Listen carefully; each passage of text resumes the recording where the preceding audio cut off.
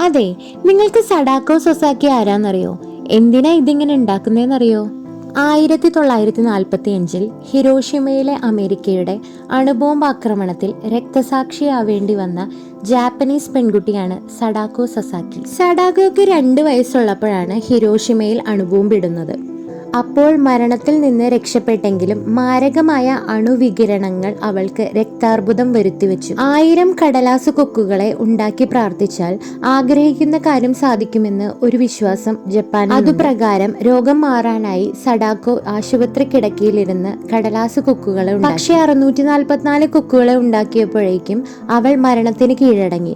പിന്നീട് അവളുടെ സുഹൃത്തുക്കൾ ചേർന്ന് 1000 എന്ന എണ്ണം പൂർത്തിയാക്കി. ആ കുറ്റികളെ അവളോടൊപ്പം ദഹിപ്പിച്ചു. അങ്ങനെ സഡാക്കോയുടെ ഒറിഗാമി കൊക്കുകൾ സമാധാനത്തിന്റെയും ശാന്തിയുടെയും ശക്തമായ പ്രതീകമായി ഉയർന്നു വന്നു. അങ്ങനെ ഹിരോഷിമയിലും നാഗസാക്കിയിലും നടന്ന ആ ദുരന്തത്തെയും അതിൽ മരണപ്പെട്ടുപോയ ആയിരക്കണക്കിന് ജനങ്ങളെയും നമ്മൾ ഇന്നും ഓർമ്മിക്കുന്നു.